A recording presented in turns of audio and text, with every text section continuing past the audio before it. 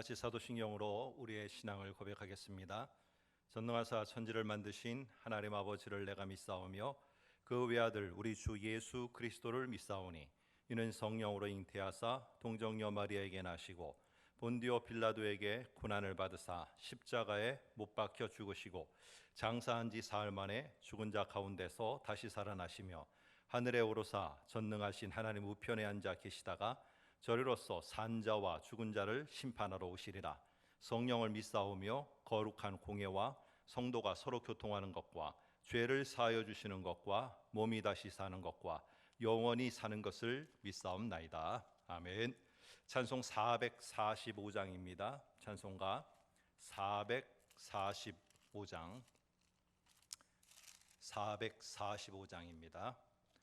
대산을 넘어 험곡에 가도 빛 가운데로 걸어가면 주께서 항상 지키시기로 약속한 말씀 변치 않네. 하늘의 영광 나의 맘속에 차고도 넘쳐 할렐루야를 힘차게 불러 영원히 주를 찬양하리. 캄캄한 밤에 다닐지라도 주께서 나의 길 되시고 나에게 밝은 빛이 되시니 길 잃어버릴 염려 없네. 하늘의 영광 나의 맘속에 차고도 넘쳐 할렐루야를 힘차게 불러 영원히 주를 찬양하리. 광명한 그 빛 마음에 받아 찬란한 천국 바라보고 할렐루야를 힘차게 불러 날마다 빛에 걸어가리. 하늘의 영광 나의 맘속에 차고도 넘쳐 할렐루야를 힘차게 불러 영원히 주를 찬양하리. 아멘. 같이 볼 말씀은 역대하 33장 1절에서 9절까지입니다. 역대하 33장 1절에서 13절까지 1절에서 13절까지 같이 보도록 하겠습니다. 제가 여러분을 대신해서 읽어드리겠습니다.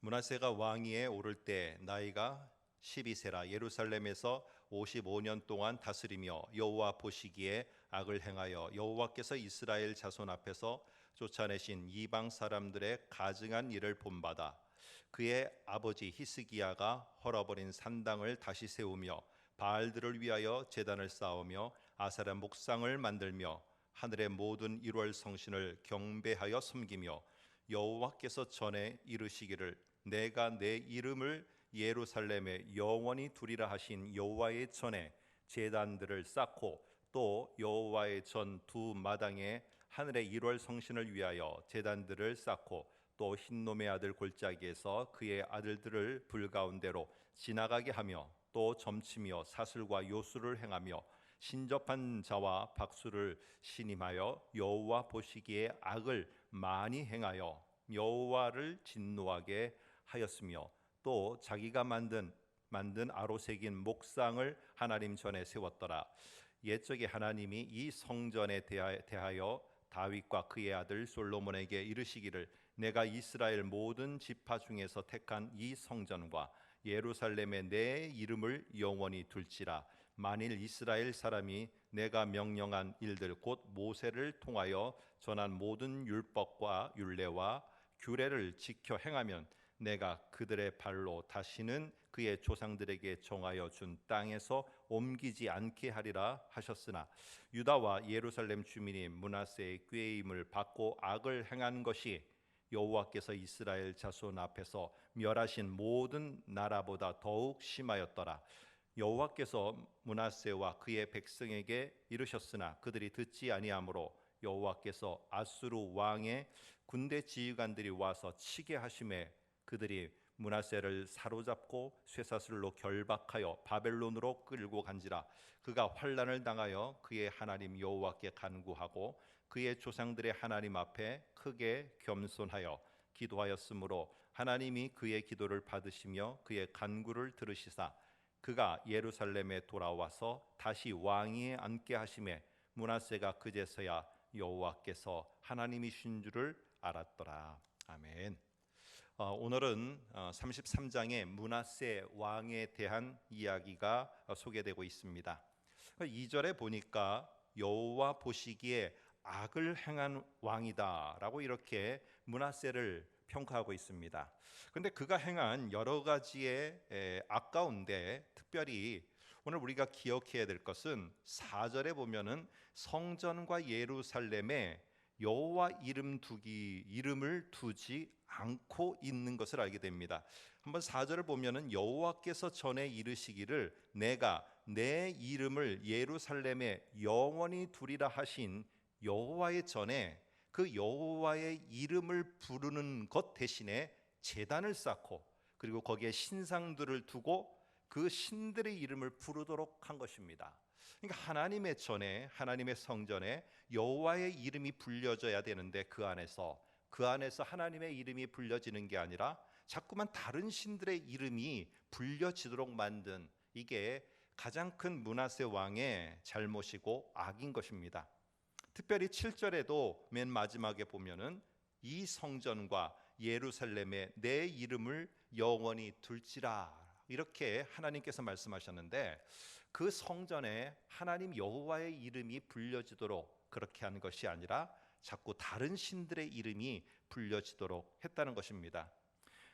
여러분 이스라엘 사람들은요 가장 가까이에 있다라고 믿는 그 자의 이름을 부르게 되어 있습니다. 그게 바로 신뢰의 표현입니다. 그래서 시편의 그 기자들은 여호와께서 나와 함께하고 계시고 여호와만이 나와 가장 가까이 있다는 표현으로 자기의 시편을 써내려갈 때 제일 처음에 말하는 것이 하나님 여호와여 하나님 여호와여 하면서 하나님의 이름을 부르는 오늘 이런 모습들을 종종 보게 됩니다. 그것은 바로 무엇이냐 하면은 이름을 부른다는 사실은 내가 가장 신뢰할 분이 당신이고 내 곁에 가장 가까이에서 나를 지켜보고 있고 나를 감싸고 있는 분 그것이 바로 당신이라는 그 신뢰감을 표현하는 것이 여러분 이름을 부르는 것입니다. 그런데 오늘 이 므낫세는 자기를 비롯해서 이 백성들이 하나님의 이름을 부르는 대신에 그러니까 하나님을 신뢰하고 하나님을 가까이 하는 것 대신에 다른 이름을 부르도록 이렇게 만들었다는 것입니다. 하나님께서는 이런 므낫세에게 경고를 합니다. 그럼에도 불구하고 이 므낫세 왕이 돌이키지 않자 결국에는 이 왕이 바벨론으로다가 끌려가는 이 환난을 당하게 되어집니다. 그런데 오늘 이런 것 속에서 12절 13절을 보시면은 이렇게 말합니다. 특별히 11절 후반절에 보면은 므낫세를 사로잡고 쇠사슬로 결박하여 바벨론으로 끌고 간지라 그가 환난을 당하여 그의 하나님 여호와께 간구하고 그의 조상들의 하나님 앞에 크게 겸손하여 기도하였으므로 하면서 자기의 잘못을 돌이키고 있다는 사실입니다. 그의 통치 초기에는 이렇게 하나님의 이름을 갖다가 다 제껴놓고 이방 신들의 이름을 부르면서 사람들로 하여금 이방 신들을 가까이 두고 가까이 하고 그가 도움을 줄 수 있는 자로 믿고 살아가도록 했는데 그의 말년에는 결국에 돌이켜서 하나님 앞에 겸손한 마음으로 그가 회개하며 하나님의 이름을 부르도록 하는 모습을 보고 있습니다. 이렇게 돌이키고 있을 때 므낫세가 이제는 하나님의 이름을 불러야 되는구나라는 것을 알고 그걸 깨닫고 겸손하게 하나님께 기도하였을 때 결국 하나님께서는 그의 기도를 들으시고 13절에 예루살렘에 돌아와 그가 다시 왕위에 앉게 하시게 됩니다. 그러면서 결국 13절에는 마지막에는 므낫세가 그제서야 여호와께서 하나님이신 줄을 알았더라 하면서 오늘 본문이 끝나게 됩니다. 이 므낫세는 여호와께서 하나님이신 줄을 결국에 바벨론 포로로 끌려가 고통을 당하며 그 순간에 내가 누구의 이름을 불러야 되는지를 정확하게 알게 되었다는 것입니다.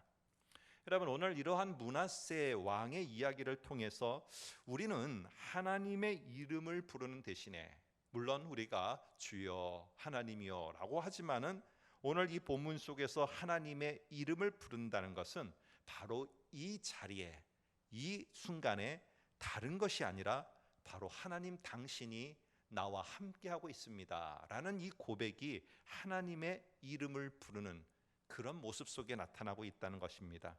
그래서 여호와께서 하나님인 줄 알지 못하면은요, 우리는 지금 우리가 서 있는 자리에서 하나님의 이름을 외형적으로는 부를 수 있지만은 그분을 진정으로 신뢰하고 믿고 따르는 것을 할 수가 없어요. 그러니까 우리는 입으로는 여호와 하나님이여라고 부르지만은 실제로는 다른 것을 부르게 되는 것이죠. 그게 돈일 수도 있고요, 사람일 수도 있고, 그것이 어떤 처세술일 수도 있고, 다른 것을 부르고 찾고 있다는 것입니다.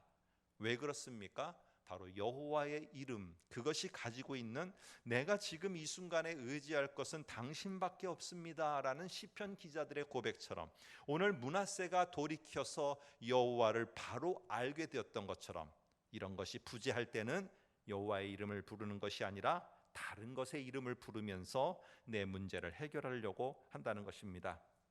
오늘 우리는요, 내가 정말로 다른 뭔가 큰 죄를 지어서 그럴 때만 회개가 필요한 것이 아니라 내가 하나님의 이름을 부르며 나의 가장 가까운 곳에 내 이 순간에 그 하나님이 나와 함께하고 계심을 내가 확신하고 있지 못하는 것에 대한 것도 내가 므낫세처럼 회개할 필요가 있다는 것입니다.